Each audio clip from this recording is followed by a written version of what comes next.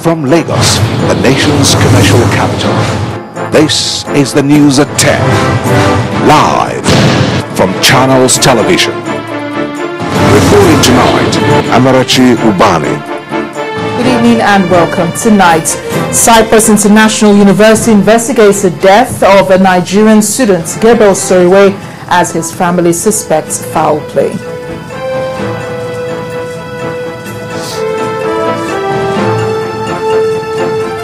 ANSEC cancels the Nnewi North local government polls. The Labour Party there insists the polls were free and fair.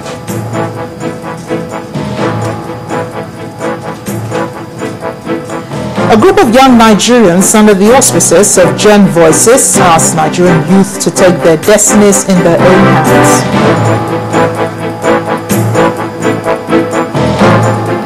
And a dark day for African journalism as the BBC's Konla Dumor dies.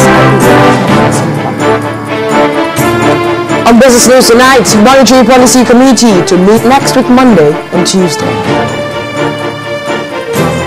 And on sports news, a fifth straight victory for Arsenal keeps the Gunners top of the English Premier League.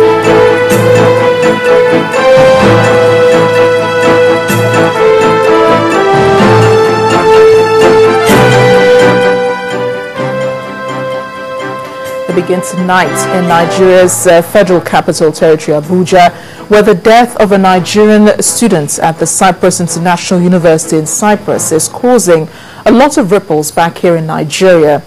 Gabriel Soriwe was a first-year student of electrical electronic engineering at the institution.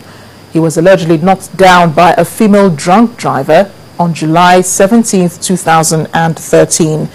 While his family suspect foul play, the university authorities are insisting that investigation is ongoing and that every step is being taken to ensure that those behind the incident are brought to justice. The latest reaction is coming after the House of Representatives warned Nigerians against sending their children and wards to universities and other higher institutions in Cyprus. On September 7, 2013, 20-year-old Gabriel Soriwe, a first-year student of electrical and electronic engineering at the Cyprus International University, died in a hospital in North Cyprus. He was said to have been hit by a car on July 13, 2013. Though he's been buried in Arabo community in Ondo State, the family of Gabriel Soriwe suspects foul play in the manner of his death. Since that accident occurred 7 months ago in July, the Soriwe family does not know the person who was driving that car. From our investigation, we were told that a lady who was drunk was driving the car. She lost control and ran into him, and that was what happened. And then we asked the police. The police said the lady was in a state of shock and could not talk. And the next thing they told us that they seized the international passport and the driver's license, that they will not disclose the identity of the person. That is to tell you that the system of the justice system, the judicial system in that place does not take care of foreigners. While the House of Representatives Committee on Diaspora issued a warning against the university based on moves by the institution to recruit more Nigerians, the school authorities are dismissing any fears of insecurity.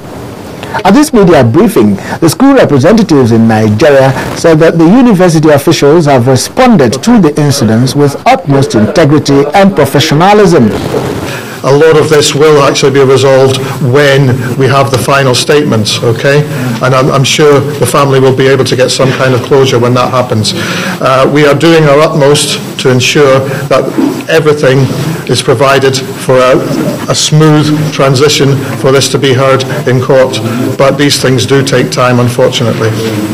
Of course, the incident happened outside of the campus, but still our students needed our support and help, and reacted in that way, not supporting only the family, supporting all the Nigerian students or friends who are affected from this incident.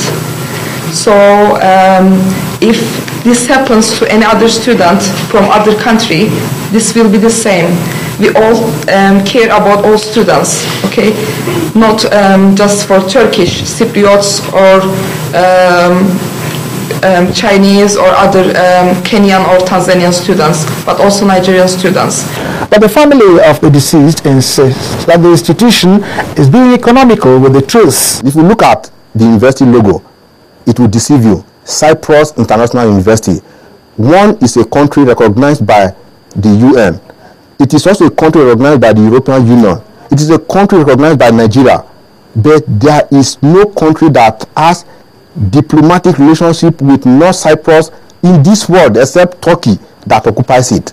Aside from Gabriel Soriwe, the deaths of a Bayelsa-born musician, Stanley Otimo, in the same institution remains shrouded in mystery, while Nigerians are watching to see how the federal government will handle the matter.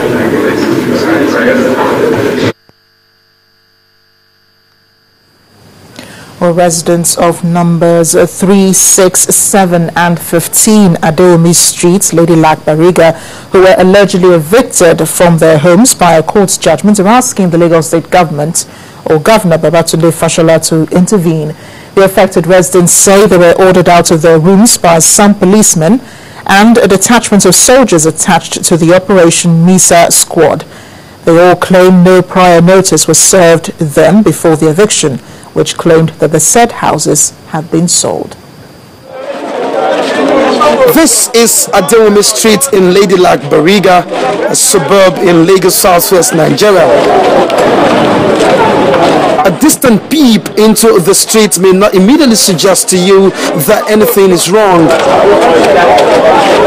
But shortly as you make your way in twos and more, people gather to discuss what has befallen them. According to the victims, some security operatives in company of High Court sheriffs stormed their residence as early as 6 a.m., ordering them out. The reason? Their house has been purportedly sold.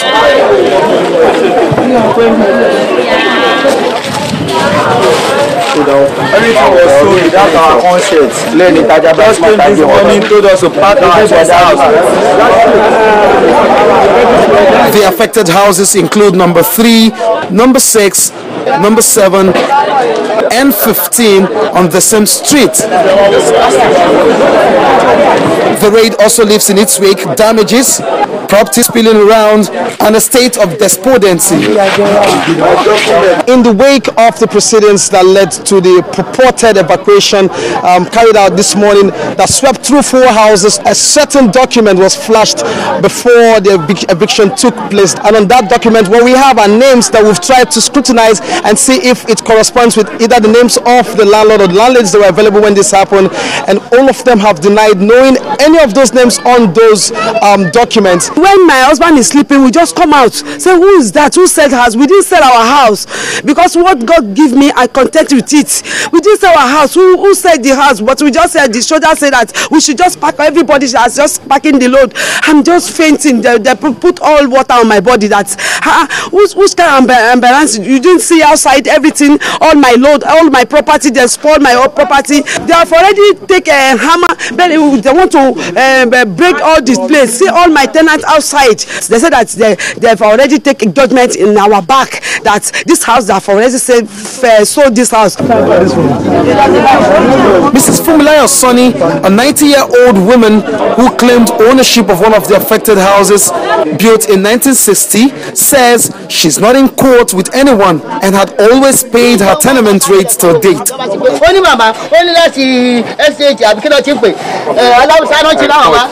They said they are from the High Court in Alausa. I am surprised because I owe no one. All the names on the documents are not familiar. No one can demolish my house. I am an old woman of 90 years. 90 years.